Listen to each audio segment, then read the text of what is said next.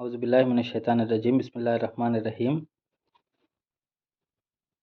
अफ़लम यंज़ुरू इलस्समाइ फ़ौक़हुम कैफ़ बनैनाहा व ज़य्यन्नाहा व मा लहा मिन फ़ुरूज वल अर्ज़ मददनाहा व अलक़ैना फ़ीहा रवासिया व अंबतना फ़ीहा मिन कुल्लि ज़ौजिन बहीज तबसिरतम व ज़िक्रा लिकुल्लि अब्दिन मुनीब व नज़्ज़लना मिनस्समाइ माअन मुबारकन फ़अंबतना बिही जन्नातिन व हब्बल हसीद वन्नख़्ल बासिख़ातिन लहा तलउन नज़ीद रिज़्क़न लिल इबाद व अहयना बिही बलदतम मैतन कज़ालिकल ख़ुरूज। रब्बि इश्रह ली सदरी व यस्सिर ली अमरी वहलुल उक़दतम मिन लिसानी यफ़क़हू क़ौली। रब्बि ज़िदनी इल्मा सुब्हानका ला इल्म लना इल्ला मा अल्लमतना इन्नका अंतल अलीमुल हकीम। కరుణామయుడు కృపాకరుడు పాలకుడు పోషకుడు మనందరి సృష్టికర్త అయినటువంటి అల్లా పేరుతో ప్రారంభిస్తున్నాను.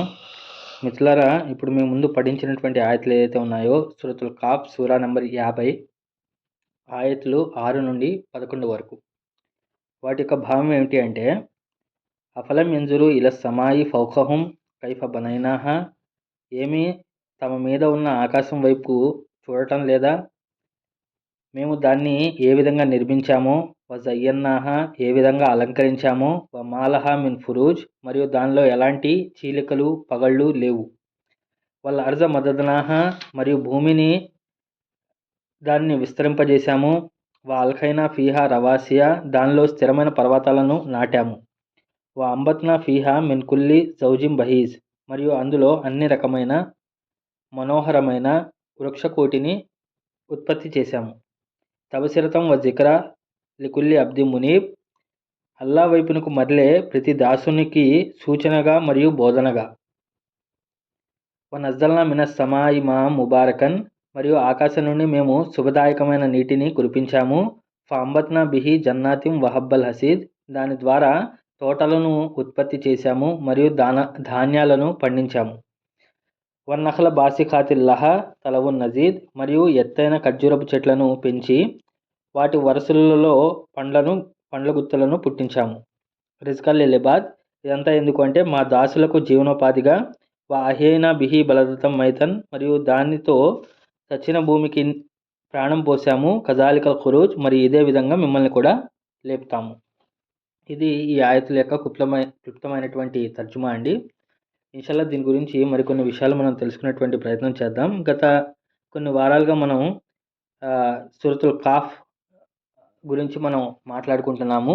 మొదటి భాగం ఏదైతే ఉందో 1 నుండి 5 ఆయతుల వరకు ఏదైతే ఉన్నాయో అది సత్య తిరస్కారులు ఎవరైతే ఉన్నారో సత్య తిరస్కారుల యొక్క స్టాండ్ అంటే వాళ్ళు దేని గురించి మాట్లాడుతున్నారు, దేని గురించి వాళ్ళు ప్రవక్త వారితో చర్చిస్తున్నారు అనేటువంటి విషయం గురించి మనం మాట్లాడుకోవడం జరిగింది.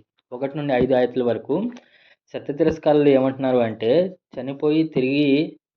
చనిపోయిన తర్వాత మళ్ళీ మనం తిరిగి లేపబడతామా, మట్టిగా ఎముకలుగా మారిపోయిన తర్వాత తిరిగి లేపడం అనేది అది అసంభవమైనటువంటి విషయం, అది సంభవం కానటువంటి విషయం అని చెప్పేసి వాళ్ళందరూ కూడా వాదిస్తున్నారు. దాని గురించి మొదటి 5 ఆయతులు ఏదైతే ఉన్నాయో అవి మాట్లాడామన్నమాట.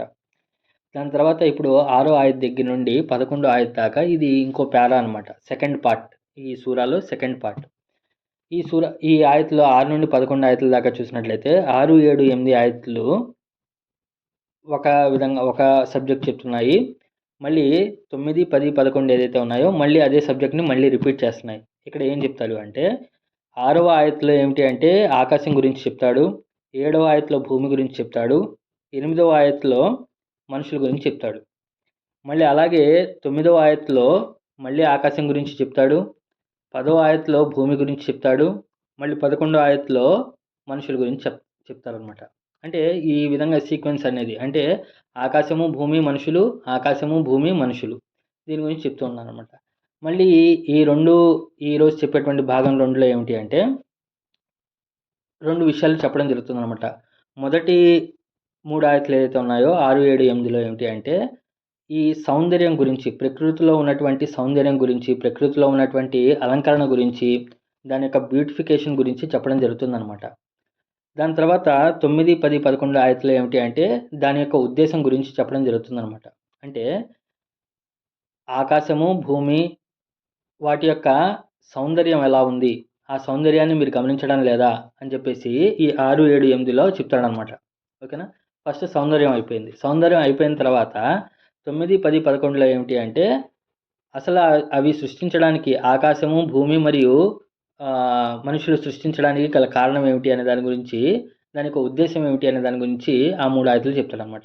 అంటే ఖురాన్ ఏ విధంగా బోధిస్తుంది అంటే సాధారణంగా ఈరోజు ముస్లిం ప్రపంచం కానివ్వండి, లేకపోతే బయట ఎవరైతే ఆధ్యాత్మికులుగా అని చెప్పేసి చెప్పుకుంటూ ఉంటారో వాళ్ళందరూ ఈ సౌందర్యం అనేటువంటి విషయాన్ని ఏమిటి అంటే నెగ్లెక్ట్ చేస్తూ ఉంటారు. లేకపోతే ఏ ఏముందిలే ఇదంతా కూడా 4 రోజులు ముచ్చటే కదా, మనం చనిపోయిన తర్వాత తిరిగి పైకి వెళ్ళిపోతాం, అసలైన జీవితం పరలోకమే, ఇక్కడ ఏమీ లేదు, ఇది దోమ రెక్కతో సమానము, లేకపోతే ఈ ప్రపంచం అనేది వేస్ట్ థింగ్, అసలు దేనికి పనికిరానిది అని చెప్పేసి తీసి పారేస్తూ ఉంటారు. కానీ ఖురాన్ యొక్క యథార్థమైనటువంటి బోధ, లేకపోతే ఖురాన్ యొక్క యథార్థమైనటువంటి విషయం ఏమిటి అంటే ఇహలోకాన్ని పరలోకాన్ని సమాంతరంగా తీసుకువెళ్తూ ఉంటుందన్నమాట. అంటే ఒకవైపు ప్రకృతిలో ఉన్నటువంటి సౌందర్యాన్ని ఆస్వాదిస్తూ ఉండాలి, రెండో వైపు దాని యొక్క ఉద్దేశాన్ని గ్రహించి తద్వారాగా వచ్చేటువంటి పరలోకాన్ని ఏదైతే ఉందో అది దృష్టిలో పెట్టుకోవాలి అని చెప్పేసి బోధిస్తుందన్నమాట.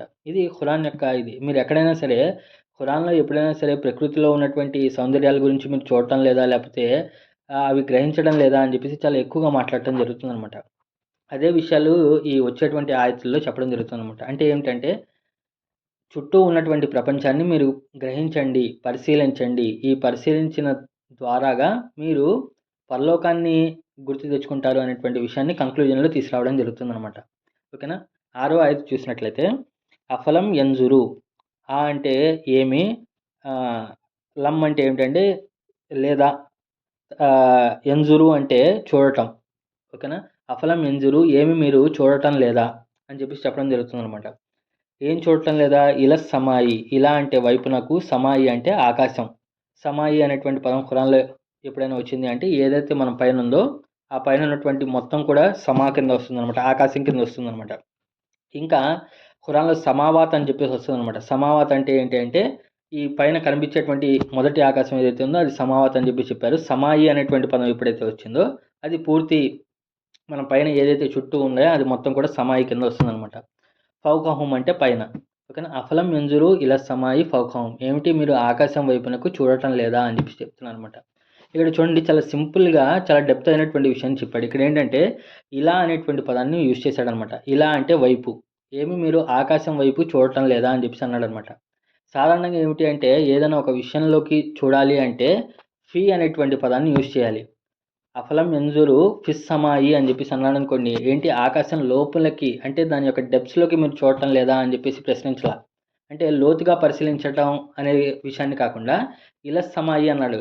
ఏమిటి మీరు కనీసం కూడా మీరు ఆకాశం వైపుకి చూడటం లేదా, మీ యొక్క కళ్ళు ఆకాశం వైపుకి వెళ్ళట్లేదా అని చెప్పేసి క్వశ్చన్ చేస్తున్నారు అనమాట. అంటే ఫిస్ సమాయి అనేటువంటిది యూజ్ చేసి ఉంటే ఆకాశం లోపలికి అంటే దాంట్లో డీప్గా చూడటం అనమాట. ఇలా సమాయి అనేది చెప్పి ఎప్పుడైతే యూజ్ చేశాడో ఇలా అంటే ఏంటంటే జస్ట్ దాని వైపు ఒక లుక్ వేయటం, జస్ట్ లైట్గా చూడటం ఏదైతే ఉందో అది కూడా చేయటం లేదా మీరు అని చెప్పేసి ప్రశ్నించడం జరుగుతుంది అనమాట. సాధారణంగా నేను చాలాసార్లు ఎప్పుడైనా సరే దేవుని ఏకత్వం గురించి చెప్పేటప్పుడు, లేకపోతే ప్రకృతి గురించి చెప్తూ దేవుడి గురించి చెప్పేటప్పుడు నేను ఒక క్వశ్చన్ అడుగుతూ ఉంటాను అనమాట. ఏంటంటే మీరు ఆకాశాన్ని చూసి ఎన్ని రోజులు అయింది అని చెప్పేసి. చాలామంది సైలెంట్ అయిపోయి ఆకాశమా చూసాం కదండి అంటారు. కానీ నిజంగా దాన్ని తదేధికంగా దాంట్లో దాంట్లో ఉన్నటువంటి బ్యూటీని చూసి ఎన్ని రోజులైంది అని చెప్పేసి చెప్తే అసలు చాలా రోజులైందండి మేము చూసి చాలా రోజులైంది అంటారు. అంటే చాలామంది ఏమిటి అంటే ఈరోజు ఈ ఉరుకుల పరుగుల జీవితంలో ఏమిటి అంటే ఏదో ఆఫీస్కి వెళ్ళామా, అక్కడ ఏదో పని చేసుకున్నామా, మళ్ళీ రిటర్న్ వచ్చేసామా, ఇంట్లో తిన్నామా, పడుకున్నామా అన్నట్టుగానే జరిగిపోతుంది. కానీ ఈ పైన ఉన్నటువంటి ఆకాశం ఏదైతే ఉందో దాని వైపునకు దాంట్లో ఉన్నటువంటి సౌందర్యాన్ని, దాంట్లో ఉండేటువంటి అలంకరణ ఏమిటి అంటే అది టైం తీసుకొని చూడాలన్నమాట. టైం తీసుకొని చూడాలి. అది చూస్తే కొన్ని విషయాలు అర్థమవుతాయని చెప్తున్నారనమాట. సో అది అఫలం యంజురు ఇలా సమాయి ఫౌకహుం కైఫ బనైనాహ. ఎందుకు చూడమంటున్నాడంటే దాన్ని ఎలా మేము తయారు చేశాము. బనైనాహ, బనైనా అంటే దాన్ని ఎలాగ మేము తయారు చేశాము. ఫస్ట్ది తయారు చేశాను అన్నాడు. రెండోది ఏమిటంటే వజయ్యన్నాహ, మరియు దాన్ని మేము అలంకరించాము అన్నాడు. అంటే సృష్టికర్త అయినటువంటి దేవుడు ఈ ఆకాశాన్ని ఎలా తయారు చేశాడు, ఎలా దాన్ని నిర్మించాడో ఒకసారి చూడమంటున్నాడు. రెండోది దాన్ని అలంకరణ ఎలా చేశాడో చూడమంటున్నాడు అనమాట. సో ఇప్పుడు బనైనాహ నిర్మించడం అంటే ఇప్పుడు ఫర్ ఎగ్జాంపుల్ మీరు ఎక్కడైనా ఒక చిన్న ప్రాజెక్ట్ చిన్నపిల్లల ప్రాజెక్ట్ చేసేటప్పుడు ఒక పందిరి లాంటిది ఒకటేయాలి. లేపోతే ఒక చిన్న ఇల్లు లాంటిది కట్టాలనుకోండి. దానికేమిటి అంటే ఒక చిన్న పైన ఒక స్లాబ్ లాగా ఏదైనా ఆపాలి అంటే దానికి చుట్టూ 4 స్తంభాలు పాతాలి. లేపోతే మధ్యలో ఒక స్తంభాన్ని పడదాలి. లేపోతే ఎక్కడన్నా ఫంక్షన్ చేస్తున్నాం. ఫంక్షన్ చేసేటప్పుడు ఆహ్, ఒక షామియానా వేయాలి. షామియానా వేయాలి అంటే ఎన్ని కర్రలు పాతాలి. కర్రలు పాతి దాని తర్వాత దానికి తాళ్ళు కట్టి అటు ఇటుగా అవి కదలకుండా ఉండటానికి చాలా స్టెబిలిటీ చాలా ప్రాసెస్ అనేది ఉంటుందనమాట. అలాగే పెళ్లి పందిర్లు వేస్తా ఉంటారు. పెళ్లి పందిర్లకి చాలా ఆహ్, సామాననేది చాలా సామాగ్రి తాటాకులు కానివ్వండి, లేపోతే వేరే వేరే సామాగ్రి కనిపిస్తూ ఉంటది. పోనీ తాటాకులతో ఏస్తాం సరిపోయిందా అంటే, మళ్ళీ దానికేమిటి అంటే అది అందంగా కనిపించడానికి మళ్ళీ దానికి ఆహ్, క్లాత్ ఏదైతే ఉందో డెకరేషన్ క్లాత్ అయితే ఉందో డెకరేషన్ క్లాత్‌తో చుట్టూ ఆ తాటాకులు కనపడకుండా నీట్‌గా దాన్ని వ్రాపింగ్ చేయడం జరుగుతుందనమాట. సో, ఒక చిన్న షామియానా వేయటానికి, లేపోతే ఒక చిన్న స్లాబ్ వేయడానికి, లేపోతే ఒక చిన్న పైన నిర్మించడానికి ఏమిటి అంటే మనకి చాలా సామాగ్రి కావాలి. కానీ ఈ పైన ఆకాశం సృష్టికర్త అయినటువంటి దేవుడు ఏదైతే తయారు చేశాడో, దానికి ఒక స్తంభము లేదు, ఒక పిల్లర్ లేదు, ఒక కాలం లేదు, ఏమీ లేదు. జస్ట్ దాన్నలా నిర్మించి ఉన్నాడు. దాని వైపును మీరు గ్రహించండి అని చెప్పి చెప్తున్నాననమాట. రెండోదేమిటంటే వజయ్యన్నాహ మళ్ళీ దాన్ని మేము అలంకరించాము అని చెప్పేసి చెప్తాననమాట. సో, అలంకరణ అంటే ఈ పగటిపూట దాని యొక్క అలంకరణ ఏమిటి? ఆకాశం వైపు ఏదైతే మన పైన ఉందో, పైన ఏదైతే మనం ప్రకృతి చూస్తున్నామో దాంట్లో అందం ఏముంటుంది అంటే, మీరు ఉదయాన్నే లేచినట్లయితే ఉదయాన్నే వెళ్ళేటువంటి పక్షులు లేకపోతే సాయంత్రం చూసినట్లయితే సాయంత్రం పూట పక్షులు తమ గూటికి చేరేటువంటి రోస్ ఏదైతే ఉన్నాయో లేకపోతే ఒక వి షేప్‌లో అవి వెళ్తూ ఉంటాయన్నమాట. మీరు ఎప్పుడైనా పక్షుల్ని గమనించండి ఆకాశంలో.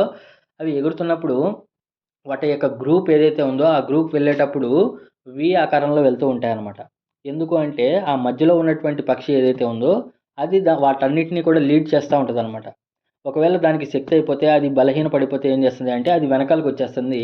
దాని తర్వాత ఉన్నటువంటి పక్షి ఏమిటి అంటే, వాళ్ళని లీడ్ చేస్తూ ఉంటదన్నమాట. ఈ విధంగా దాంట్లో ఏ పక్షి కూడా తప్పిపోకుండా, అవన్నీ కూడా తమ యొక్క గూట్లకి చేరుకుంటూ ఉంటాయన్నమాట. అది ఒక ఆకాశంలో ఉన్న ఒక అందం. దాని తర్వాత ఈ మధ్య కాలంలో మనం తుఫాన్లు, దాని తర్వాత ఇవన్నీ చూసిన తర్వాత మనకు ఈ మధ్య మబ్బులు బాగా కనిపించాయి. గత 3, 4 నెలలుగా మనకు.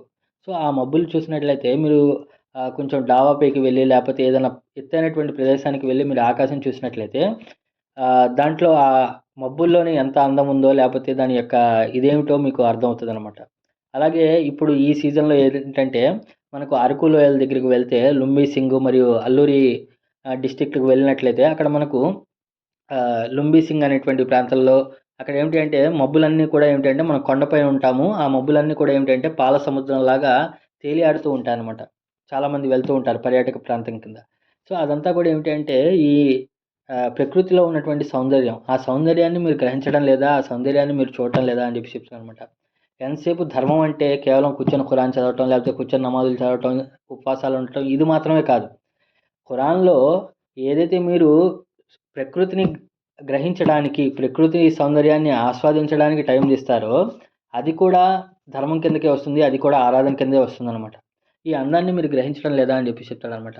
ఇంకా రాత్రిపూట అయిందనుకోండి, రాత్రిపూట అయితే సో, దాంట్లో అలంకరణ కింద ఏమిటి అంటే మనకు చంద్రుడిని పెట్టాడు. మరియు అదే విధంగా ఏమిటి అంటే నక్షత్రాలు ఏదైతే ఉన్నాయో నక్షత్రాలన్నీ కూడా అలంకరణగా చేశాము అని చెప్పేసి చెప్తాడనమాట. డార్క్ అంటే నల్లనైనటువంటి చీకటి రాత్రుల్లో ఏమిటి అంటే ఈ లైట్స్ మరియు నక్షత్రాలు మరియు ఈ ఆహ్, చంద్రుడు ఏదైతే ఉన్నాయో అవి అలంకరణగా కనిపిస్తాయన్నమాట. అంటే ఈ రోజు కాలంలో మనకేమిటంటే మొబైల్ ఫోన్స్ లేపోతే ఇళ్లల్లో ఉండి మనం బయట గమనించట్లం లేదు గానీ, ఒకవేళ మీరు ఒక ఎడారి ప్రాంతంలో కానీ, లేపోతే పల్లెటూరు వాతావరణంలో కానీ వెళ్తే అప్పుడు బయట పడుకున్న వాళ్ళకేమిటి అంటే, వాళ్ళు తదేకంగా ఆకాశాన్ని చూస్తే, వారి ముందు ఏమిటి అంటే, ఈ నక్షత్ర సముదాయాలన్నీ కూడా ఏమిటి అంటే, వాళ్ళ కళ్ళకు కట్టినట్టుగా కనిపిస్తూ ఉంటాయనమాట. అక్కడ పొల్యూషన్ కూడా ఉండకపోవడం వల్ల ఏమిటి అంటే, ఆకాశం అనేది క్లియర్‌గా కనిపించి దాంట్లో నక్షత్రాలు అవన్నీ కూడా చాలా ఆహ్లాదకరంగా కనిపిస్తూ ఉంటాయనమాట. సో, ఈ విధంగా మీరు దాన్ని గ్రహించడం లేదా అని చెప్పి చెప్తున్నాడు. ఒకటి ఎలా తయారు చేసామో చూడమన్నాడు. రెండోది దాన్ని అలంకరించాము అన్నాడు. వమాలహా మిన్ ఫురూజ్ మరియు దాంట్లో ఎలాంటి చీలికలు లేవు. వమాలహా మిన్ ఫురూజ్ అంటే మరియు మాలహ లేవు దాంట్లో ఎలాంటి చీలికలు, క్రాక్స్ లేపోతే ఎలాంటి పగుళ్ళు గానీ ఏమీ లేవు అని చెప్పి చెప్తాననమాట. ఇప్పుడు ఈరోజు ఫర్ ఎగ్జాంపుల్ మనం ఇళ్లల్లో చూసినట్లయితే ఎక్కడైనా స్లాబ్‌కి కొంచెం చిన్న రంధ్రం పడినా లేపోతే స్లాబ్‌కి ఏమన్నా పెయింటింగ్ పోయినా సరే ఎవరైనా ఇంటికి చుట్టాలు వస్తున్నారంటే చాలా ఇబ్బంది పడిపోతూ ఉంటారు. చాలా ఫీల్ అయిపోతూ ఉంటాం. అమ్మో! వాళ్ళ ముందు ఎలా ఉంటదో, లేకపోతే వర్షం పడినప్పుడు రేకులు కారుతున్నప్పుడు గానీ, లేకపోతే పైనుండి చెమ్మ పడిపోతున్నా గానీ, అబ్బో! చాలా ఆహ్, ఆహ్, తప్పుగా మనం ఫీల్ అవుతూ ఉంటాం అనమాట. కానీ ఈ పైన ఉన్నటువంటి ఆకాశంలో ఏమిటి అంటే, ఏ విధమైనటువంటి చీలిక, ఏ విధమైనటువంటి పగుళ్ళు లేవు. దీన్ని మీరు గ్రహించండి అన్నాడు. ఓకేనా? ఇది 6వ ఆయతండి. అంటే ఇప్పుడు అంతా చెప్పింది దేనికోసం? ఆకాశం కోసం మనం చెప్పుకున్నాం. దాని తర్వాత 7వ ఆయత చూసినట్లయితే భూమి కోసం చెప్తున్నాడు. వల్ అర్జ అంటే మరియు అల్ అర్జ అంటే ఏమిటంటే భూమి. మరియు భూమి మదదనహ అంటే ఏమిటి అంటే దాన్ని మేము విస్తరింపజేశాము. దాన్ని మేము విస్తరింపజేశాము. వా అల్ఖైనా ఫీహా రవాసియా. వా అల్ఖైనా అంటే ఆహ్, నాటాము ఫీహా అందులో రవాసియా అంటే ఏమిటి అంటే స్థిరమైనటువంటి పర్వతాలు. లేకపోతే మేకులు ఏదైతే ఉన్నాయో మేకుల్ని రవాసియా అని చెప్పి చెప్తాననమాట. అంటే దాంట్లో మేము మేకుల్లాంటి స్థిరమైనటువంటి పర్వతాలను నాటాము అని చెప్పేసి చెప్తున్నాను. సో, ఇక్కడ ఏం చెప్తున్నాడంటే భూమిని మేము విస్తరింపజేశాము మొదటిది. రెండోది ఏమిటంటే దాంట్లో మేము స్థిరమైనటువంటి పర్వతాలను నాటాము. ఎందుకు అంటే తద్వారాగా భూమి పైన ఒక బ్యాలెన్స్‌ని కాపాడటానికి. దాని తర్వాత అంబత్నా ఫీహా మిన్ కుల్లి జౌజిం బహీజ్. అంటే మరియు అంబత్నా అంటే నబాత్ అంటే ఏంటంటే పెంచాము, పోషించాము అని చెప్పేసి అర్థము. ఫీహా అంటే అందులో మిన్ కుల్లి జౌజిం బహీజ్. దాంట్లో ప్రతి రకమైనటువంటి మిన్ అంటే నుండి, కుల్లి అంటే ప్రతి ఒక్కటి. జౌజిం బహీజ్. జౌజ్ అంటే ఏమిటంటే జత లేకపోతే ఒక గ్రూప్. సాధారణంగా ఏమిటి అంటే జౌజ్ అనేటువంటి పదానికి మనం జంట లేకపోతే పెయిర్ అనుకుంటాం. అంటే 2 ఉన్నటువంటి దాన్ని జౌజ్ అంటాము అనుకుంటాం. కానీ ఖురాన్ భాషలో ఏమిటి అంటే జౌజ్ అనేటువంటి పదము ఒక గ్రూప్ ఆఫ్ పీపుల్‌ని లేకపోతే ఒక గ్రూప్‌ని జౌజ్ అని చెప్పేసి చెప్పడం జరుగుతుందనమాట. ఎక్కడ అంటే ఖురాన్‌లో సూరతుల్ వాఖియా చూసినట్లయితే కుంతుం అజ్వాజన్ సలాసా అంటాడు. అక్కడ మీరు 3 వర్గాలుగా గ్రూప్ అయి ఉంటారు అని చెప్పేసి చెప్తారనమాట. కుంతుం అజ్వాజన్ సలాస అంటే 3 గ్రూపులుగా అవుతారు అన్నారు. సూర్యవాక్యాలు.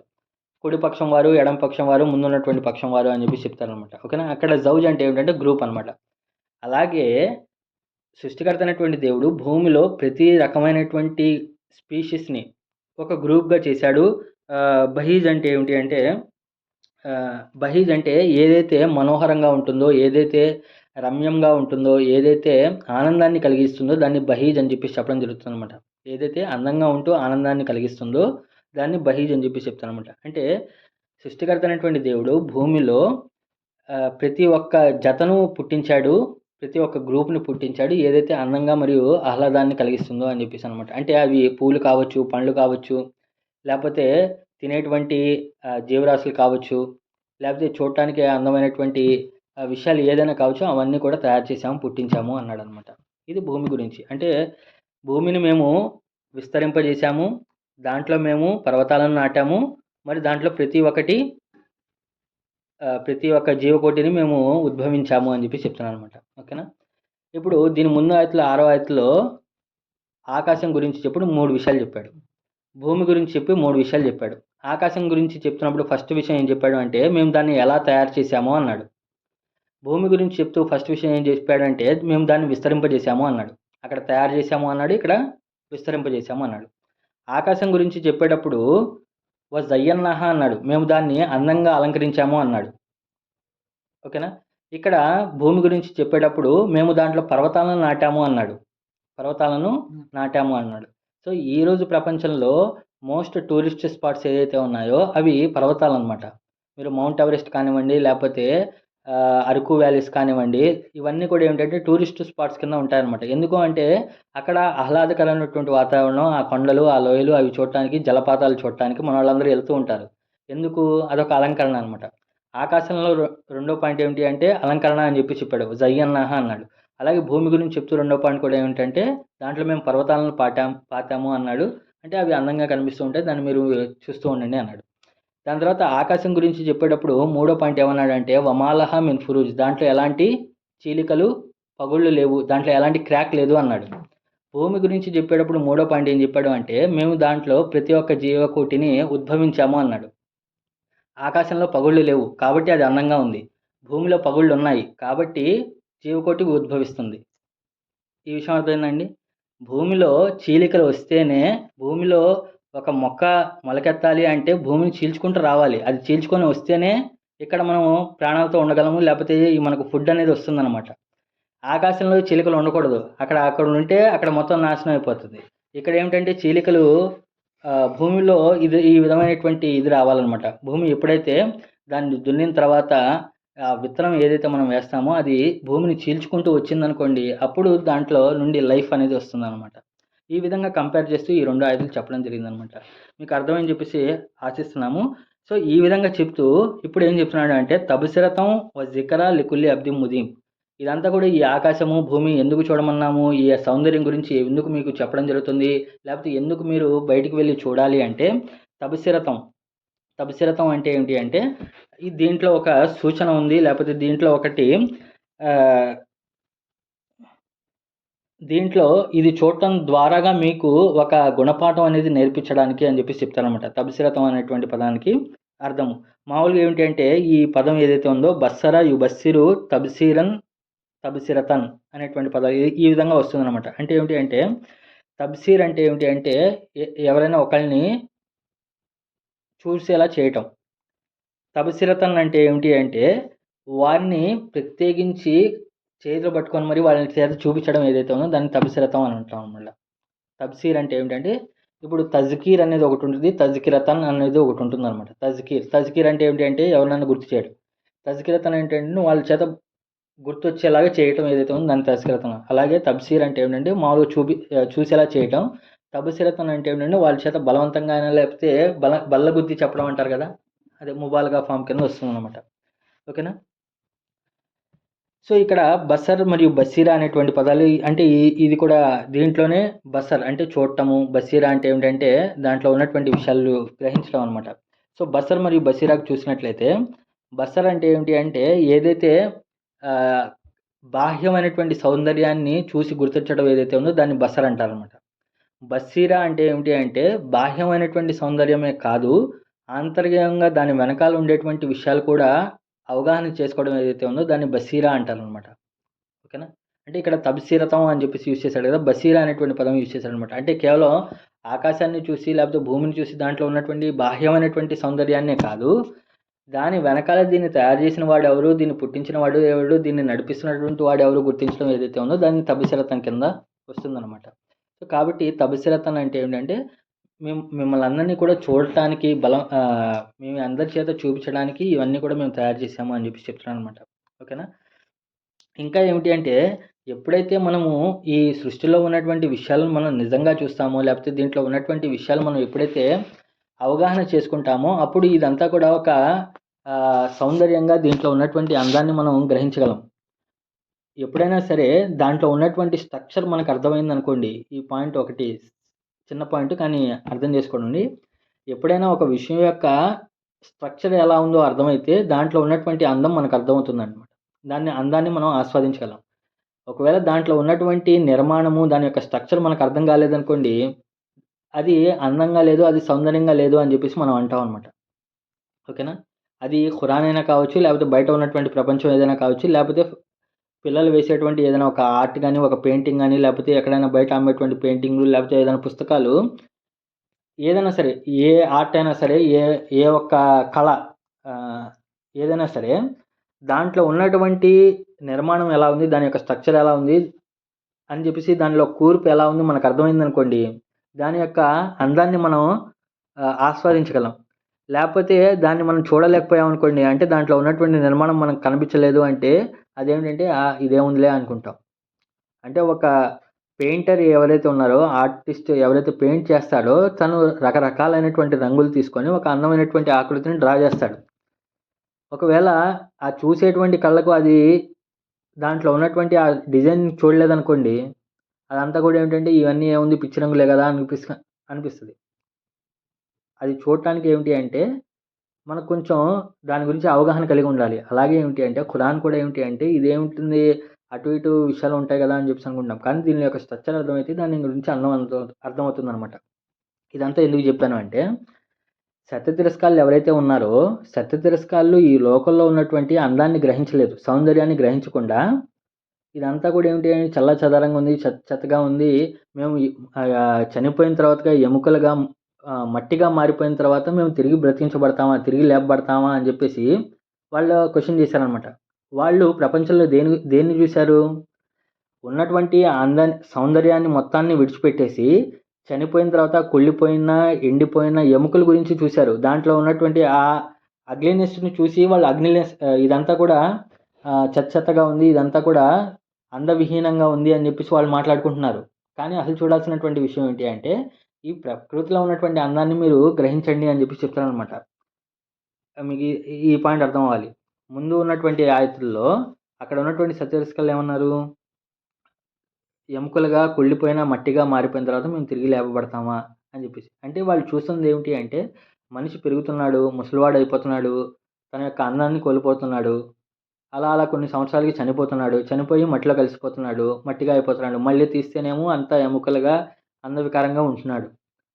ఇదే చూస్తున్నారు గానీ, అసలు విషయం ఏమిటి అనే దాని గురించి వాళ్ళు గ్రహించడం లేదు. దీంట్లో ఉన్నటువంటి సౌందర్యం ఏంటో గ్రహించట్లేదనమాట. అందుకే తబసిరతం వ జిక్రా. తబసిరతం అంటే ఏమిటి అంటే, ఒకటి బాహ్యమైనటువంటిది. రెండోది ఆహ్, జిక్రా అంటే ఏమిటి అంటే, ఆధ్యాత్మిక పరంగా మీరు దాంట్లో గుణపాఠం నేర్చుకోవాలి అని చెప్పేసి చెప్తాననమాట. ఓకేనా? జిక్రా అంటే దాంట్లో గుణపాఠం, దాంట్లో ఉన్నటువంటి హితబోధ కింద అని చెప్పేసి చెప్పడం జరుగుతుందనమాట. ఎవరికంట ఈ తబసిరతం మరియు జిక్రా ఎవరికంట? లికుల్లి అబ్ది మునీబ్. లికుల్లి అంటే లి అంటే కొరకు, కుల్లి అంటే ప్రతి ఒక్క, అబ్ద్ అంటే ఏంటంటే దాసుడు, మునీబ్ అంటే ఏంటి అంటే ఎవరైతే మరలుతాడో, ఎవరైతే తిరిగి వస్తూ ఉంటాడో అని చెప్పేసి అంటున్నాననమాట. సో, ఇప్పుడు ఈ ఆకాశంలో ఉన్నటువంటి సౌందర్యం కానివ్వండి, భూమిలో ఉన్నటువంటి సౌందర్యం కానివ్వండి, ఎవరు వాస్తవంగా దాన్ని గ్రహించగలుగుతాడు, ఎవరు దాని నుండి గుణపాఠం నేర్చుకోగలుగుతాడంటే, ఏ దాసుడైతే మాటి మాటికి మరలుతూ ఉంటాడో, మాటి మాటికి ఎవరైతే మరలుతూ ఉంటారో, ఆ దాసుడికి ఈ ఇహలోక మరియు భూమి ఆకాశాల్లో ఉన్నటువంటి సౌందర్యాలు అతను వాస్తవంగా గ్రహిస్తాడనమాట. ఓకేనా? ఇక్కడ మునీబ్ అనేటువంటి పదాన్ని వాడాడు. మునీబ్ అనేటువంటి పదం ఏంటంటే మాటి మాటికి మరలేవాడు అని చెప్పేసి అర్థం అనమాట. అంటే ఇదంతా చూసిన వాడికి ఏమ చూసి అంటే ఈ ఆకాశము, భూమి ఇదంతా కూడా చూస్తే ఏంటి అంటే దీంట్లో ఉన్నటువంటి సౌందర్యం అర్థమవుతది కదా! ఈ సౌందర్యం పట్ల మనిషికి ఉన్నటువంటి అభిరుచి ఎక్కడి నుండి వచ్చింది అనేది ఒక క్వెషన్ అనమాట. చాలా ఆహ్, లాంగ్ డిబేట్ అనేది దీని మీద జరుగుతుండేది. చాలా రిసర్చ్ అనేది దీని మీద జరిగిందనమాట. మనిషి ఎందుకు ప్రతి దాంట్లో సౌందర్యాన్ని వెతుకుతాడు? అంటే ఏమిటి అంటే తినేటువంటి వస్తువుల్లో కానివ్వండి, తొడిగేటువంటి వస్తువుల్లో కానివ్వండి, ఉండేటువంటి ఇల్లు నివాసం విషయంలో కానివ్వండి, అన్నిట్లో కూడా ఏమిటి అంటే బ్యూటిఫికేషన్ చేసుకుంటూ వెళ్తాడనమాట. మిగతా జీవరాశులు ఏదైతే ఉన్నాయో, జీవరాశులకి అవన్నీ ఏం అవసరంలా. ఇప్పుడు పశువులు ఉన్నాయనుకోండి, పశువులు చావిడిలో పెడితే అవి అక్కడే ఉంటాయి. అక్కడే దాని యొక్క 1, 2 అన్నీ అక్కడే చేసేస్తాయి. వాటికి గడ్డి పెడితే గడ్డి మేస్తది. అంతేగాని మనలాగా ప్లేట్‌లో వేసి, దాన్ని బిర్యానీ చేసి, లేకపోతే దానిపైన కొంచెం కొత్తిమీర, కొంచెం పుదీనా వేసి, దాన్ని గార్నిష్ చేసి, పక్కన ఉల్లిపాయలు కోసి, క్యారెట్ పెట్టి ఇలాంటి చేయాల్సినటువంటి ఏం అవసరం లేదు. కానీ మనిషికి తినేటప్పుడు గానీ, లేపోతే ఉండేటప్పుడు గానీ ఏమిటి అంటే దాంట్లో అందం కావాలనమాట. సో, ఏదన్నా మనం ఫుడ్ ఏదైనా తయారు చేసినా గానీ, దాన్ని గార్నిష్ చేసి, దాన్ని నీట్‌గా డెకరేట్ చేసుకొని, దాని తర్వాత మనం తింటున్నాం. ఇప్పుడు అలా డెకరేట్ చేసుకోకపోయినా సరే మనం తినేయొచ్చు. దాంట్లో పెద్ద ఇబ్బందేం లేదు. కానీ ఏంటంటే మనిషికి ఆహ్, సౌందర్యాన్ని ఇష్టపడేటువంటి తత్వం వచ్చింది. అలాగే ఉండేటువంటి ఇల్లు మిగతా జీవరాశులన్నీ కూడా ఏమిటి అంటే అవి చిన్నప్పటి నుండి ఏ విధంగా అయితే గూట్లు కట్టుకుంటున్నాయో అంటే నెస్ట్ అంటాం గదా! ఏదైతే నెస్ట్ క్యా బోల్తే అన్నా? గూట్లు. పిచ్చుకలు లేపోతే వాళ్ళన్నీ గూళ్ళు కట్టుకుంటాయి గదా! అవి చిన్నప్పటి నుండి ఎలా కట్టుకుంటున్నాయో ఇప్పటిదాకా అలాగే కట్టుకుంటున్నాయి. దాంట్లో ఏం పెద్ద అదే గడ్డి, అదే ఇది చేసి అదే స్టైల్‌లో కట్టుకుంటూ ఉంటున్నాయి. కానీ మనుషులు ఈరోజు ఎన్ని రకాల భవనాలు కట్టుకుంటున్నారు? ఎంతెంత వెరైటీగా కట్టుకుంటూ ఉంటారు. ఇదివరకు తాటాకు గుడిసెల్లో ఉండేవాళ్ళు. దాని తర్వాత పెంకుటిల్లు, దాని తర్వాత రేకులు, దాని తర్వాత స్లాబు, ఇప్పుడు అద్దాల మేడలు ఇవన్నీ వస్తున్నాయి. ఈ బ్యూటిఫికేషన్ ఎక్కడి నుండి వచ్చింది? మరి అలాగే తొడిగేటువంటి వస్త్రాల్లో పక్షులు కానివ్వండి, లేపోతే వేరే జంతువులు కానివ్వండి, అన్నీ కూడా ఏమిటి అంటే, అవి అప్పుడు ఎలాగున్నాయి, ఇప్పుడు అలాగే ఉన్నాయి. పెద్ద తేడా లేదు. కానీ మానవుడు డ్రెస్ స్టైల్, డ్రెస్ సెన్స్ అనేది ప్రతి 5 సంవత్సరాలకు ఒకసారి మారిపోతూ ఉంటుంది. ఆ స్టైల్ అనేది మారిపోతూ ఉంటుంది. ఇదివరకు మేము చిన్నప్పుడు బెల్ బాటమ్ ప్యాంట్స్ అనేవాళ్ళు. దాని తర్వాత టైట్ జీన్స్ అన్నారు. దాని తర్వాత రకరకాల స్ట్రెచ్డ్ జీన్స్ అన్నారు. దాని తర్వాత అనేక రకాలైనటువంటి దుస్తులు వస్తున్నాయి. మగవారికి కానివ్వండి, ఆడవారికి కానివ్వండి. ఈ విధమైనటువంటి సౌందర్యం పట్ల ఇది ఎక్కడి నుండి వచ్చింది అంటే, దానికి కొంతమంది ఫిలాసఫర్స్, తత్వవేత్తలు ఏం సమాధానం చెప్తారంటే, మనిషి మానవుడు ఏమిటి అంటే అల్లా యొక్క సహవాసంలో ఉన్నాడు. ఎప్పుడైతే అల్లా తయారు చేసాడో పైన, అప్పుడు ఏమిటి అంటే అల్లాతో పాటు సహవాసంలో ఉన్నాడు కాబట్టి, అల్లా ఏమిటి అంటే సౌందర్యాన్ని ఇష్టపడేటువంటి వాడు. అల్లాహు యుహిబ్బుల్ జమాల్, అల్లాహు హువ జమాల్ యుహిబ్బుల్ జమాల్ అన్నాడు. అంటే అల్లా సౌందర్యవంతుడు మరియు ఆయన సౌందర్యాన్ని ఇష్టపడతాడు అనేటువంటి తత్వం ఆయనలో ఉంది కాబట్టి ఆయన దగ్గర నుండి మనం నేర్చుకున్నాం మనమందరం కూడా. అంటే ప్రతి దాంట్లో కూడా బ్యూటిఫికేషన్ అనేది. ఓకేనా? ఇప్పుడు అలాగే మనిషి ఎప్పుడైతే ఈ ఆకాశాన్ని, భూమిని వీటన్నిటిని కూడా చూస్తూ ఉంటాడో, దీంట్లో ఉన్నటువంటి సౌందర్యాన్ని గ్రహిస్తూ ఉంటాడో, అప్పుడు మనిషికి గుర్తొస్తుందంట. ఏం గుర్తొస్తుంది? నేను అల్లా సహవాసంలో ఉండేటువంటి వాడిని, నేను స్వర్గంలో ఉండేటువంటి వాడిని, మళ్ళీ నేను అక్కడికి వెళ్ళాలి అనేటువంటి విషయము ఈ ఆకాశం, భూమి చూస్తే గుర్తుకొస్తాయంట. అది తస్కిరతం వ జిక్రా లికుల్లి అబ్ది మునీబ్. ఎవరైతే మాటి మాటికి వెళ్తూ ఉంటాడో, మాటి మాటికి గుర్తు చేసుకుంటూ ఉంటాడో, అలాంటి వాడికి ఏమిటి అంటే ఈ ఆకాశం, భూమిలో ఉన్నటువంటి సౌందర్యాన్ని చూస్తే, అరే ఇది నేను స్వర్గంలో చూసినటువంటి కొండలు కదా! స్వర్గంలో ఉండాల్సినటువంటి ప్రదేశం కదా! స్వర్గంలో ఉండేటువంటి ఆకాశం కదా! స్వర్గంలో ఉండేటువంటి అందం కదా ఇది. అంటే ఇప్పుడు ఎక్కడైనా సరే మీరు మన ప్రకృతి ప్రేమికులు వర్ణించేటప్పుడు ఏమిటి అంటే స్వర్గతుల్యమైనటువంటి ప్రదేశం అంటారు. ఊటీని కానివ్వండి, లేపోతే ప్యారడైస్ సిటీ, బెంగుళూరుని ప్యారడైస్ సిటీ అంటారు. అలాగే ఊటీని ఏమిటంటే దాన్ని ఒక పేరుతో పిలుస్తూ ఉంటారు. ఇదంతా కూడా ఎందుకు స్వర్గంతో ఎందుకు కంపేర్ చేస్తారు? అంటే మనిషి అక్కడి నుండి వచ్చాడు కాబట్టి మళ్ళీ అక్కడికే వెళ్ళాలి అనేటువంటి విషయం గుర్తుకొస్తుందంట. ఎవడికి? అబ్ది మునీబ్. ఎవరైతే దాసుడు మాటి మాటికి తిరుగుతూ ఉంటాడో, మాటి మాటికి మళ్ళుతూ ఉంటాడో, అలాంటి దాసుడికి ఏమిటి అంటే, అరే బాబు నేను అక్కడి నుండి వచ్చిన వాడిని కదా! మళ్ళీ అక్కడికే వెళ్ళాలి కదా! అనేటువంటి విషయం ఈ ఆకాశము, భూమి ఇవన్నీ చూసినప్పుడు గుర్తుకొస్తాయంట. తబసిరతం వ జిక్రా లికుల్లి అబ్ది మునీబ్. దాని తర్వాత 9వ ఆయత చూసినట్లయితే వనజ్జల్నా మినస్ సమాయి మాన్ ముబారకన్ ఫఅంబత్నా బిహి జన్నాతిం వహబ్బల్ హసీద్. వ నజ్జల్నా మరియు మేము అవతరింపజేశాము మినస్ సమాయి ఆకాశం నుండి మాన్ నీటిని ముబారకన్ శుభదాయకమైనటువంటిది అంబత్నా బిహి తద్వారాగా మేము ఉద్భవించాము జన్నాతిన్ వనాలను వహబ్బల్ హసీద్ మరియు ధాన్యాలను ఏదైతే పొట్టు కలిగి ఉన్నటువంటి ఉన్నాయో ఆ ధాన్యాన్ని మనం తయారు చేసాము అంటున్నాడు అనమాట. ఇక్కడ చూడండి మళ్ళీ ఇందాక ఏదైతే ఆకాశము, భూమి, మనుషుల గురించి చెప్పాడో అలాగే మళ్ళీ అదే సీక్వెన్స్ వస్తుందన్నమాట. ఆకాశం గురించి చెప్తున్నాడు. ఏంటంట ఇప్పుడు ఇందాక దాకా అందం గురించి, సౌందర్యం గురించి మాట్లాడాడు. ఇప్పుడు దాని యొక్క ఉద్దేశం గురించి మాట్లాడుతున్నాడు. ఆకాశం యొక్క ఉద్దేశం ఏమిటి అంటే వనజ్జల్నా మినస్ సమాయి మాన్ మరియు ఆకాశం నుండి మేము నీటిని ఉద్భవించాము, నీటిని పంపించాము, నీటిని అవతరింపజేశాము. ముబారకన్ అది ఎలాంటిదంట? ముబారక్ అంటే ఏమిటి అంటే శుభదాయకమైనటువంటిది. సో ముబారక్ అనేటువంటి పదం బరకా, బే, రే, కాఫ్ అనేటువంటి అక్షరాల నుండి వచ్చిందనమాట. బరకా అనేటువంటిది. బరకా అంటే ఏమిటి అంటే ఏదైతే ఒంటె బాగా తిని అది భూమిలో పాతికిపోయి అలా కూర్చుండిపోతుందో దాన్ని బరకా అంటారనమాట. బరకల్ సయీర్ అని చెప్పి చెప్తున్నాను. అంటే ఏమిటి అంటే ఏదైతే క్యామెల్ బాగా తినేసి అది స్టేబుల్‌గా అయిపోయిందో, స్టేబుల్‌గా కూర్చుండిపోయిందో దాన్ని బరకా అంటారనమాట. ఇంకా బరకా అనేటువంటి పదంలో ఇంకా ఏమిటి అంటే ఏదైతే ఊహకు అందని విధంగా పెరుగుతూ ఉంటుందో మరియు స్థిరంగా ఉంటుందో దాన్ని బరకా అని చెప్పేసి చెప్తారనమాట. అంటే ఒకటి పెరుగుతూ ఉండాలి, రెండోది స్థిరంగా ఉండాలి. సాధారణంగా ఏమిటంటే చాలామందికి సంపద అనేది పెరుగుతూ ఉంటుంది. కానీ ఒక టైం వచ్చినప్పుడు ఏమిటి అంటే సడన్‌గా సంపాదించింది మొత్తం కూడా నాశనం అయిపోతుంది. అలా కాకుండా ఏమిటంటే పెరుగుతూ ఉండాలి, దాని తర్వాత స్థిరంగా ఉండాలి. దీనికి మామూలు సాధారణంగా పిల్లలకి అర్థమయ్యేటువంటి ఎగ్జాంపుల్ చెప్పాలి అంటే చిన్నపిల్లలు బ్లాక్స్ ఆడుతూ ఉంటారు. బిల్డింగ్ బ్లాక్స్ ఆడుతూ ఉంటారు. ఆ బిల్డింగ్ బ్లాక్స్ ఆడుతున్నప్పుడు ఏంటి అంటే ఒకదానిపైన ఒకటి పేరుస్తూ పైకి వెళ్తారనమాట. అది పైకి ఎత్తు పెరిగే కొద్దీ ఏమవుతుంది అంటే దాంట్లో స్టెబిలిటీ, స్థిరత్వం అనేది తగ్గుతూ ఉంటుందనమాట. కానీ ఎవరైతే పిల్లలు బాగా తెలివైనటువంటి వాళ్ళు ఉంటారో వాళ్ళు ఏం చేస్తారు అంటే కింద బాగా ఫౌండేషన్‌ని స్ట్రాంగ్‌గా పెట్టి దాన్ని పైదాకా తీసుకువెళ్తారనమాట. అలా పెరుగుతూ ఉండాలి, అలాగే స్థిరంగా ఉండాలి. ఈ 2 సాటిస్ఫై అవుతూ ఉంటే దాన్ని బరకా అని చెప్పేసి చెప్తారనమాట. ముబారక్. అందుకే ఏమిటి అంటే ఆహ్, ఆ! ఎప్పుడైనా మనం దుఆ చేసేటప్పుడు కూడా ఓ అల్లా మాకు దీంట్లో బరకత్‌ని ప్రసాదించు అంటా ఉంటాం కదా! అంటే ఏంటంటే దాంట్లో పెరుగుతూ ఉండాలి, రెండోది స్థిరంగా ఉండాలి అనేటువంటి విషయాన్ని మనం దుఆ చేస్తూ ఉంటామనమాట. ఇంకా ఇక్కడ బరకా అనేటువంటి పదం ఏదైతే యూజ్ చేశారో ఇక్కడ మఫ్ఊల్, ఇస్మే మఫ్ఊల్ కింద యూజ్ చేశారనమాట. ఇస్మే మఫ్ఊల్ ఏంటంటే దీనికి ఈ ఈ నీళ్లు ఏదైతే ఉందో ఆ నీటికి వేరే వాళ్ళు పవర్ ఇచ్చారు అని చెప్పేసి అర్థం అనమాట. అంటే ముబారక్ చేశారు కదా! ఇది ముబారకన్ అని చెప్పేసి ఇచ్చేసి ఇది ఇస్మే మఫ్ఊల్ అంటే. అంటే దీన్ని చేసేవాడు వేరే వాడున్నాడు. అంటే దానిలో స్వతహాగా బరకత్ లేదు. దాన్ని సృష్టికర్త అయినటువంటి అల్లా దాంట్లో ఆ శక్తిని ఉంచాడు అని చెప్పేసి అర్థం అనమాట. అంటే ఏమిటంటే ఇస్మే మఫ్ఊల్ అంటే ఏంటి అంటే స్వతహాగా దాంట్లో పవర్ లేదు. అది చేసేవాడు వేరే ఒకతను ఉంటాడనమాట. దాన్ని ఇస్మ మఫ్ఊల్ అంటారు. ఇప్పుడు నీటికి స్వతహాగా దాంట్లో శక్తి లేదు. దాన్ని అల్లా దాంట్లో ఆ బరకత్ అనేది పెట్టాడు అంటాడనమాట. కానీ అల్లా కోసం కూడా బరకత్ అనేటువంటి పదాన్ని యూజ్ చేశాడు. తబారకల్లా అంటాం. తబారకల్లా అంటే ఏమిటి అంటే అక్కడ ముబారకల్లా అని చెప్పేసి చెప్పాం. ముబారకల్లా అంటే మళ్ళీ అల్లాకు వేరే వాళ్ళు ఎవరో బరకత్ ఇచ్చారని కాదు. తబారకల్లా అంటాం. తబారకల్లా అన్నప్పుడు ఏమిటి అంటే ఆయన స్వతహాగా స్థిరత్వము మరియు స్వతహాగా శక్తి కలిగినటువంటి వాడు అని అర్థం. దాని తర్వాత ఖురాన్‌కి కూడా ముబారక్ అని చెప్పేసి యూజ్ చేయడం జరిగిందనమాట. కితాబన్ అంజల్నా ఇలైక ముబారక్ అని చెప్పేసి చెప్తారనమాట. అంటే ఖురాన్‌కి కూడా మనం ఏంటి అంటే ముబారక్ అనేటువంటి పదం యూజ్ చేశారనమాట. అంటే ఏంటంటే అది కేవలం తీసుకెళ్ళి ఇంట్లో పెడితే అది బరకత్ అయిపోదు.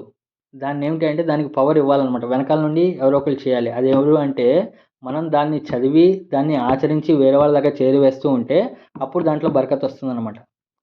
ఖురాన్‌కి కూడా ముబారక్ అనేటువంటి పదం యూజ్ చేశాడు. ఎలాగైతే నీటికి కూడా యూజ్ చేశాడు. అంటే అర్థం ఏమిటి అంటే దాన్ని కూడా మనం ఎప్పుడైతే దాన్ని పఠించి దాని ద్వారాగా మనం బెనిఫిట్ లాభం తీసుకుంటామో అప్పుడు తద్వారాగా ఏమిటి అంటే అది బరకత్ అవుతుందనమాట. ఓకేనా? ఇది. దాని తర్వాత వఅంజల్నా మినస్ సమాయి మాన్ ముబారకన్ ఫఅంబత్నా బిహి జన్నాతిం ఫఅంబత్నా. సో ఈ నీటి ద్వారా అల్లా ఏం చేశాడంట అంటే ఫఅంబత్నా బిహి. సో దాని ద్వారా మేము నబాత్ అంబత్నా అంటే నబాత్ అంటే ఏమిటంటే పెంచి పోషించడం. జన్నాతిన్ అంటే ఏమిటి అంటే వనాలు, గార్డెన్స్ ఏదైతే ఉన్నాయో ఆ గార్డెన్స్. మరి అలాగే ఏమిటంటే హబ్బల్ హసీద్. అంటే మరియు హబ్బా అంటే ఏమిటి అంటే ఏదైతే పొట్టు ధాన్యాలు ఏదైతే ఉన్నాయో దాన్ని హబ్బా అని చెప్పేసి చెప్తానమాట. అంటే ఫర్ ఎగ్జాంపుల్ ఏదైతే ధాన్యాలు కవర్ అయి ఉంటాయో, పొట్టుతో కవర్ అయి ఉంటారో దాన్ని హబ్బున్ అంటారనమాట. అంటే ఫర్ ఎగ్జాంపుల్ ఇప్పుడు వరి ఉంది. వరికి పైన పొట్టొస్తుంది. గోధుమ ఉంది పైన పొట్టొస్తుంది. మినువులు ఉన్నాయి పైన పొట్టొస్తుంది. ప్యాకింగ్ వస్తుంది. దాన్నన్నిటిని కూడా హబ్ అని చెప్పేసి చెప్తారనమాట. ఈ హబ్ అనేటువంటి పదం నుండే మొహబ్బత్ అనేటువంటి పదం వచ్చిందనమాట. మొహబ్బత్ అంటే ఏంటంటే ప్రేమ. ఆ ప్రేమ అనేది మనిషి లోపల కవర్ అయి ఉంటుంది కాబట్టి, లోపల దాగి ఉంటుంది కాబట్టి దాన్ని హబ్బున్ అని చెప్పేసి చెప్పారనమాట.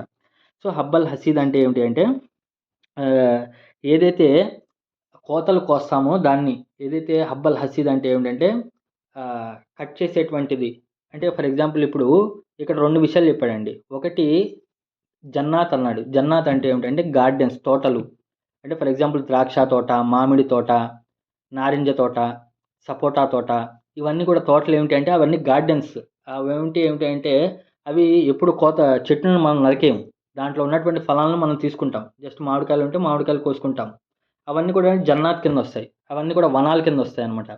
ఈ హబ్బల్ హసీద్ అంటే ఏమిటి అంటే ఏదైతే మనం కోత కోస్తామో, అంటే ఇప్పుడు వరి ధాన్యాలు ఉన్నాయి, లేకపోతే గోధుమ ఉంది, లేకపోతే వేరే మినుము ఉంది. ఈ అన్ని పంటలు ఏమిటి అంటే దాన్ని మనం కోసేస్తామన్నమాట. హార్వెస్ట్ చేస్తాం. హార్వెస్ట్ అంటే కోత ఏదైతే చేస్తామో అవన్నీ కూడా హబ్బల్ హసీద్. ఇక్కడ 2 విషయాలు చెప్పాడు మళ్ళీ. ఒకటి తోటలు చెప్పాడు, రెండోది కోత కోసేటువంటి పొలాల గురించి చెప్పాడు. తోటలు ఏదైతే ఉన్నాయో అది అందానికి, సౌందర్యానికి ప్రతీక. నాకు మామిడి తోటలు ఉన్నాయండి. మామిడి తోటలకి వెళ్ళి పిక్నిక్ చేసుకుంటూ ఉంటారు. సపోటా తోటలు ఉన్నాయి. దాంట్లోకి వెళ్ళి ఈ సేద తీరుస్తూ ఉంటారు. నారింజ తోటలు ఇవన్నీ కూడా. తోటల్లో ఏమిటంటే అది అందానికి ప్రతీక. కానీ పొలాలు ఏదైతే ఉన్నాయో అది పొలాలు అనేవి అందానికి ప్రతీక కాదు. దానివల్ల ఏమిటంటే తిండి రావాలి, గింజ రావాలి, అందరికీ ఏమిటంటే ఒక సివిలైజేషన్ అనేది ఫామ్ అవ్వాలి అని చెప్పేసి. ఎవరైతే పురాతన చరిత్రకారులు ఎవరైతే ఉన్నారో, ఆంథ్రోపాలజిస్టులు ఎవరైతే ఉన్నారో వాళ్ళు చేసినటువంటి స్టడీలో మానవుడు మొట్టమొదటిగా అంటే ఒక గ్రూప్‌గా ఫామ్ అవ్వాలి, ఒక సివిలైజేషన్‌గా ఫామ్ అవ్వాలి అని చెప్పేసి అనుకున్నప్పుడు మొట్టమొదటిగా తయారు చేసుకుంది ఏమిటి అంటే, మొట్టమొదటిగా నేర్చుకున్నటువంటి విషయం ఏమిటి అంటే పొలం వేయటం, పొలం దున్నటం అనేది నేర్చుకున్నాడంట. అగ్రికల్చర్ వ్యవసాయం చేయటం నేర్చుకున్నాడంట మానవుడు.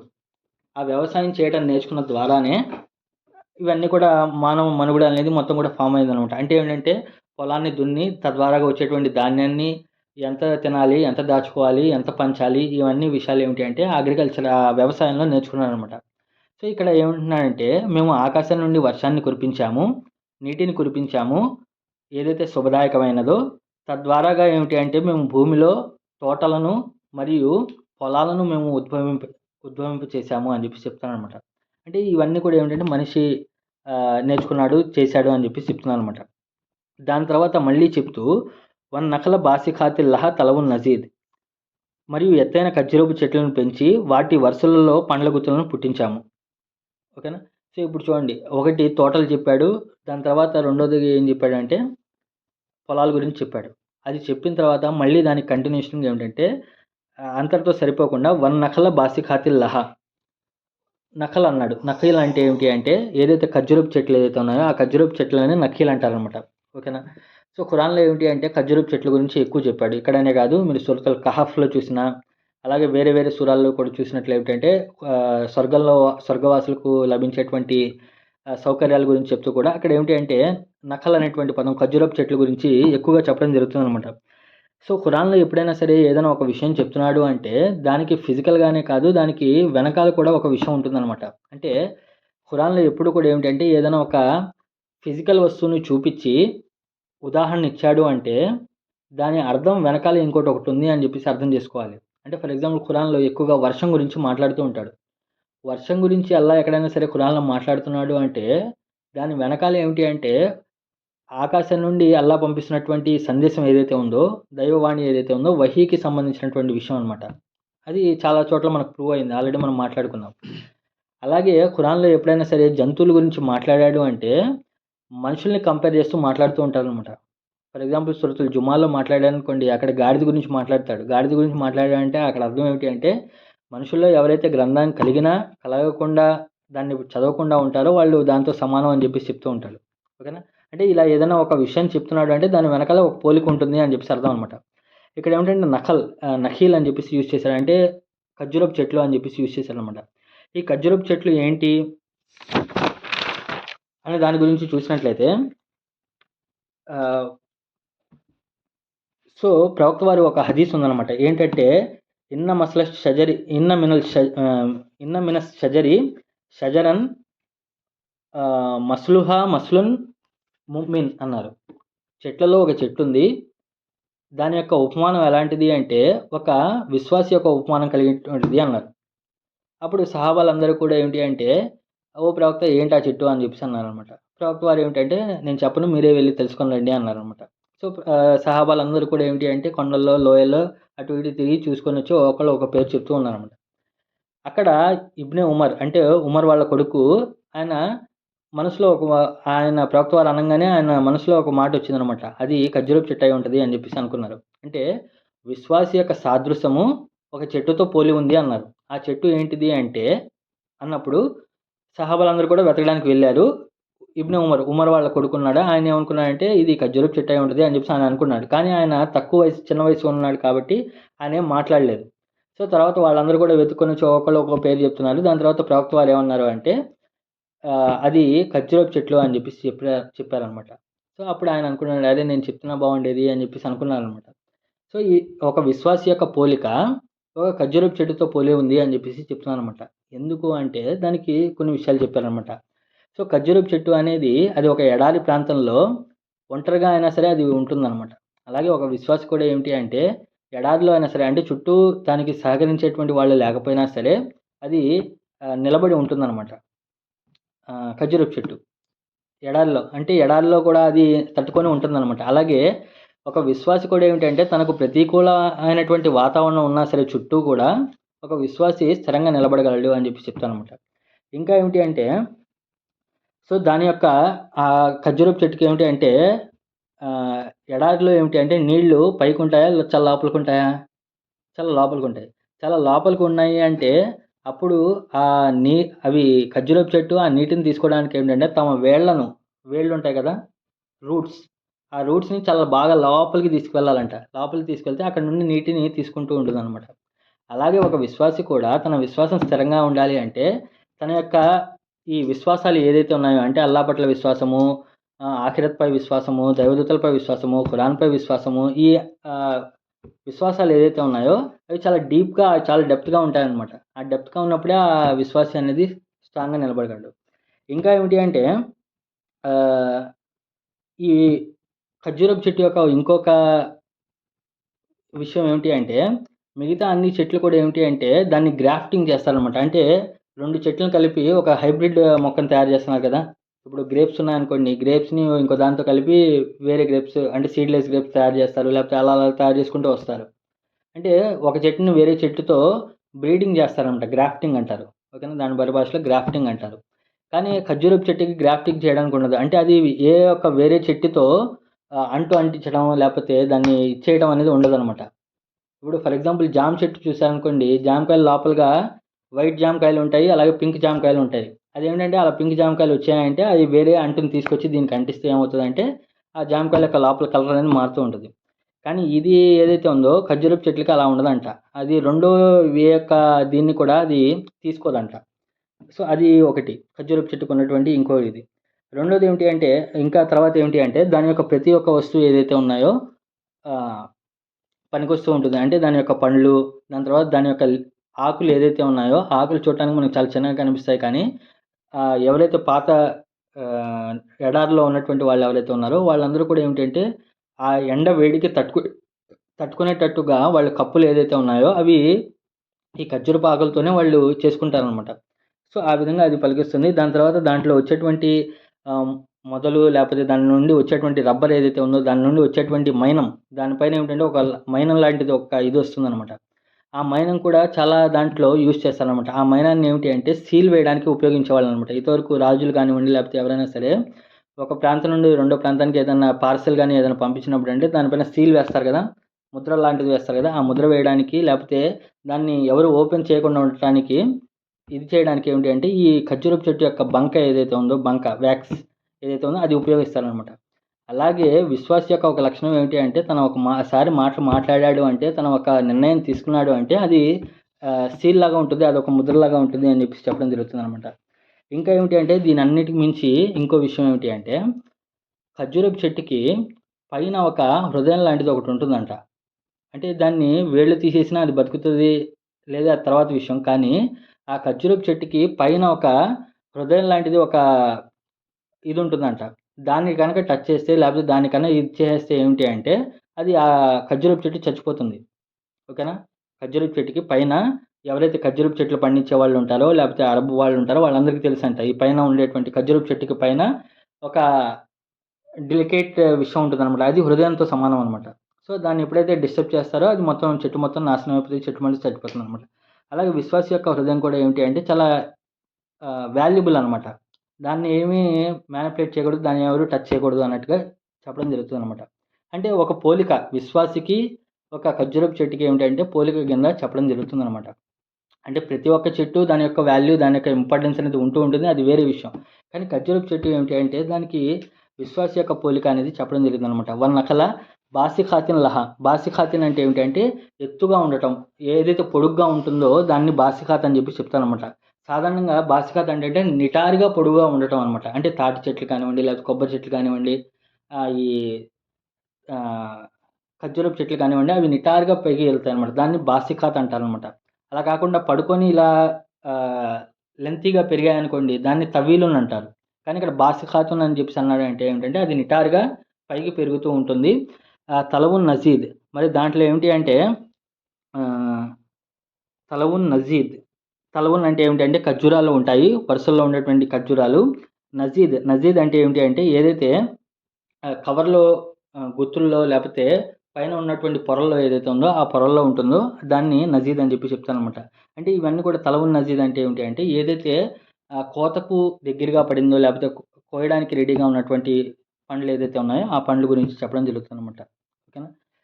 సో, ఇదంతా ఎక్కడి నుండి చెప్తున్నానంటే మేము ఆకాశం నుండి వర్షాన్ని కురిపించాము. తద్వారాగా ఏమిటి అంటే మీకు ఆహ్, తోటలను మరియు కోత కోసేటువంటి పొలాలను, ధాన్యాలను మేము పండించాము అని చెప్పి చెప్తున్నాను. దాని తర్వాత అది కాకుండా ఏంటంటే దాంతో సెపరేట్‌గా ఏమిటి అంటే ఖర్జూరపు చెట్లు ఏదైతే వరుసల్లో ఎత్తుగా నిటారుగా ఉంటాయో, దాని పండ్లు కోతకు సిద్ధంగా ఉంటాయో అని చెప్పేసి చెప్పడం జరుగుతుందనమాట.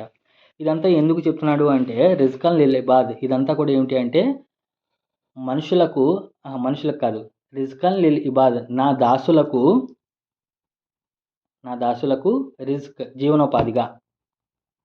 జీవనోపాధిగా నా దాసులకు అని చెప్పేసి చెప్పాడనమాట. ఇక్కడ చూడండి రిజ్కన్ లిల్ ఇబాద్ అన్నప్పుడు అందరి దాసులకు అది జీవనోపాధిగా అన్నాడు. అంటే ఈ ఆకాశం నుండి వర్షాన్ని కురిపించడం, తోటలు, ధాన్యాలు, ఖర్జూరపులు ఇదేంటంటే రిజ్కన్ లిల్ ఇబాద్ అందరికీ అవి కామన్‌గా ఇచ్చేసాను అని చెప్పేసి అన్నాడనమాట. ఈ ఇబాద్ అనేటువంటి పదము వెనకాల దాంట్లో కూడా వచ్చిందనమాట. 8దో ఆయతులో కూడా వచ్చింది. తబ్సిరతం వ జిక్రా లికుల్లి అబ్ది మునీబ్ అన్నాడు. అక్కడ అబ్ద్ అనేటువంటి పదం వచ్చింది. ఇక్కడ ఇబాద్ అనేటువంటి పదం వచ్చింది. అక్కడ ఈ ప్రకృతిలో ఉన్నటువంటి సౌందర్యం లేకపోతే ఆకాశంలో ఉన్నటువంటి సౌందర్యం, భూమిలో ఉన్నటువంటి సౌందర్యం ఎవరికి లాభదాయకం అవుతుంది అంటే, ఎవరైతే మాటి మాటికి తిరుగుతూ ఉంటాడో, ఎవరైతే మాటి మాటికి నేను అక్కడి నుండి వచ్చాను గదా! స్వర్గం నుండి వచ్చాను గదా! అని ఆలోచించుకుంటూ ఉంటాడో, అలాంటి వాడికి అతను దాంట్లో నుండి గుణపాఠం ఉంది అన్నాడు. కానీ ఈ చెట్లు, ఈ పంట పొలాలు, ఫలాలు ఇదంతా కూడా ఏమిటి అంటే లిల్ ఇబాద్ అంటే అందరికీ అది. అది తినేటువంటి ప్రతి వాడికి. దాని గురించి ఆలోచించాల్సినటువంటి అవసరం లేదు. దాని గురించి మొహమాట పడాల్సినటువంటి అవసరం లేదనమాట. రిజ్కన్ లిల్ ఇబాద్ అంటే అందరికీ వాడు ఆలోచించినా, ఆలోచించకపోయినా కళ్ళు మూసుకొని తిన్నా, కళ్ళు తెరుచుకొని తిన్నా, ఏం తిన్నా సరే ఆళ్ళందరికీ ఏమిటి అంటే జీవనోపాధిగా ప్రసాదించాము అంటాడనమాట. దాని తర్వాత అహ్యానా బిహి బలదతం మైతన్. ఇక్కడ చెప్పి ఇక్కడ కామా ఒకటి పెట్టారు. అహేన మరియు మేము జీవం పోస్తాము. అహ్య అంటే హయాత్ అనేటువంటి పదం ఉండేది. హయాత్ అంటే ఏమిటంటే జీవం పోయటం. అహ్యన మేము పోస్తాము. బిహి దానికి. దానికి అంటే ఏమిటంటే ఆ భూమికి బలదతన్ మైతన్. బిహి అంటే దానితో. దానితో అంటే నీటితో. అహ్యేనా బిహి అహ్యేనా బిహి అంటే మేము దాన్ని జీవం పోస్తాము. దేనితో? నీటితో పోస్తాము. బలదతన్ మైతన్ ఏదైతే చనిపోయినటువంటి ప్రదేశం ఏదైతే ఉందో, చనిపోయినటువంటి ప్రదేశం ఏదైతే ఉందో దాన్ని మేము నీటితో జీవం పోస్తాము అంటాడనమాట. ఓకేనా? ఇప్పుడు ఈ బిహి అనేటువంటి పదం ఎక్కడికెళ్తుంది అంటే 9వ ఆయతకి వెళ్తుందనమాట. వనజ్జల్నా మినస్ సమాయి మాన్ అన్నాడు కదా! మేము ఆకాశం నుండి వర్షాన్ని కురిపించాము అన్నాడు కదా! అది ఇక్కడ రిఫ్లెక్ట్ అవుతుందనమాట బిహి అనేటువంటి పదంలో. అంటే మేము దాన్ని చచ్చినటువంటి భూమిని, మృత భూమిని ఏమిటి అంటే మేము జీవం పోస్తాము అన్నాడు. ఓకే. దేంతో? ఈ పైనుండి కురిసేటువంటి వర్షంతో. మీరు చూసినట్లయితే సాధారణంగా ఏప్రిల్, మేలో బాగా కఠినమైనటువంటి ఎండలు బాగా ఇదైపోయిన తర్వాత మీరు ఒకసారి పొలాల్లోకి వెళ్ళినప్పుడు అక్కడ ఏంటంటే జీవం లేకుండా బీడు భూముల్లాగా మారిపోయి ఉంటాయి పొలాలన్నీ కూడా. కానీ ఎప్పుడైతే జూన్‌లో, జూలైలో ఎప్పుడైతే వర్షాలు పడతాయో, తొలకరి వర్షాలు ఏదైతే పడ్డాయో, తొలకరి వర్షాలు దాని తర్వాత వర్షాలు ఏదైతే పడ్డాయో, వెంటనే అక్కడ పచ్చిక అనేది రావడం జరుగుతుందనమాట. ఒక నెల క్రింద చూసినట్లయితే అదంతా కూడా చనిపోయినటువంటి భూమిలా కనిపిస్తూ ఉంటుంది. మీరు ఎంత నీళ్లు పోసినా అది తాగేస్తూ ఉంటుంది. కానీ ఎప్పుడైతే ఒకసారి వర్షం పడిందంటే, ఆ వర్షం పడినప్పుడు ఏమిటి అంటే దాంట్లో ఒక లైఫ్ అనేది, ఒక ప్రాణం అనేది వచ్చేస్తుందనమాట. ఈ విధంగా మేము ఆ నీటితో తిరిగి లేపుతాము అన్నాడు. దాని తర్వాత అలాగే కజాలిక అలాగే ఖురూజ్ మిమ్మల్ని కూడా లేపుతాము. మిమ్మల్ని కూడా లేపుతాము అంటే ఏమిటంటే ఈ ఈ డైలాగ్ ఎక్కడిది అంటే ఫస్ట్ పారాలో 1-5 ఆయతుల వరకు వాళ్ళేమన్నారు? అవిశ్వాసులు ఏమన్నారు? మేము మట్టిగా మారిపోయిన తర్వాత, కుళ్ళి కృషించిపోయిన తర్వాత, ఎముకలుగా మారిపోయిన తర్వాత మమ్మల్ని లేపుతాడా? ఇది చాలా అసంభవమైనటువంటి విషయమే అన్నారు గదా! దానికి కౌంటర్ ఏమిటంటే అక్కడే చెప్పకుండా, దానికి ఆన్సరే అక్కడే చెప్పకుండా ఏమంటున్నాడంటే, మీరు ఆకాశాన్ని చూడండి, భూమిని చూడండి, దీనిలో ఉన్నటువంటి ప్రకృతి సౌందర్యాన్ని చూడండి, దీంట్లో ఉన్నటువంటి ఉద్దేశాన్ని చూడండి, దీంట్లో ఉన్నటువంటి ఆహారాన్ని తినండి, ఇవన్నీ చెప్పేసిన తర్వాత లాస్ట్‌లో ఇక్కడ ఈ సెకండ్ పారా ఎండింగ్‌లో ఏం చెప్తున్నాడు అంటే, ఏ విధంగా అయితే ఒక మృత భూమికి మేము నీటి ద్వారా ప్రాణాన్ని పోస్తామో, మీరు చనిపోయి ఎముకలుగా, మట్టిగా మారిపోయినా సరే, తీర్పు దినం నాడు ఒక వర్షంలాగా వర్షాన్ని కురిపిస్తాము. తద్వారా మీరందరూ కూడా లేచి నిలబడిపోతారు అని చెప్పేసి చెప్పడం జరుగుతుందనమాట. అక్కడ ఉన్నటువంటి క్వెషన్‌కి ఆన్సరు ఇక్కడ చెప్పడం జరుగుతుందనమాట. సెకండ్ పారా ఎండింగ్‌లో చెప్పడం జరుగుతుందనమాట. కజాలికల్ ఖురూజ్ అలాగే మిమ్మల్ని కూడా లేపుతాం. ఏ విధంగా అయితే చనిపోయినటువంటి భూమికి ఆకాశం నుండి వర్షాన్ని కురిపించి మేము తిరిగి లేపుతామో, అదే విధంగా చనిపోయినటువంటి మిమ్మల్ని మట్టిగా, ఎముకలుగా మారిపోయినటువంటి మిమ్మల్ని కూడా ఒక వర్షంతో మిమ్మల్ని అన్నీ కూడా లేపి నిలబెడతాము అని చెప్పేసి చెప్పడం జరుగుతుందనమాట. ఇది ఈ 2 పారాల యొక్క అర్థం అండి. అంటే 6వ ఆయత దగ్గర నుండి 11వ ఆయత యొక్క క్లుప్తమైనటువంటి మీనింగు. ఇన్షాల్లా దీని గురించి ఇంకా విషయాలు మీకు కూడా అర్థమయ్యేటువంటి అవకాశం ఉన్నాయి. అది ఏమన్నా అవకాశం ఉన్నప్పుడు మనం షేర్ చేసుకుందాము. సో, ఈరోజు చెప్పినటువంటి విషయం ఏమిటి అంటే, సో, ఖురాన్‌లో ఏమిటి అంటే అల్లా విషయాలు మాట్లాడేటప్పుడు సౌందర్యము మరియు దాని యొక్క ఉద్దేశము 2 పక్కపక్కన పెట్టి మాట్లాడుతూ ఉంటాడనమాట. అంటే బాహ్యమైనటువంటి సౌందర్యము మరి దాన్ని తయారు చేసేటువంటి ఉద్దేశం గురించి మాట్లాడతాడు. అలాగే ఆకాశము, భూమిలో ఉన్నటువంటి సౌందర్యాన్ని ప్రస్తావించాడు. అలాగే ఆకాశము, భూమిలో ఉన్నటువంటి ఉద్దేశము ఏదైతే దాని యొక్క పర్పస్, దాని యొక్క లక్ష్యం ఏదైతే ఉందో అది కూడా మాట్లాడటం జరుగుతుంది. సో, ఈ 2 గ్రహించినటువంటి వాడు ఎవరైతే ఉన్నారో వాళ్ళు మనం ఎక్కడి నుండి వచ్చాము అనేటువంటి విషయాన్ని గుర్తించి తిరిగి అక్కడికే వెళ్ళాలనేటువంటి విషయం గ్రహిస్తారు అని చెప్పేసి చెప్పడం జరుగుతుందనమాట. కాబట్టి అల్లా మీకు, నాకు మనందరికీ కూడా ఖురాన్‌ను మరింత బాగా అర్థం చేసుకొని ఆచరించే భాగ్యాన్ని ప్రసాదించుగాక. ఆమీన్. వాఖిర్ దవానా అల్హమ్దులిల్లాహి రబ్బిల్ ఆలమీన్.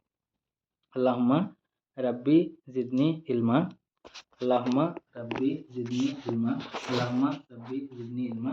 ఓ అల్లా మాకు మరింత జ్ఞానాన్ని ప్రసాదించు. ఓ అల్లా మాకు మరింత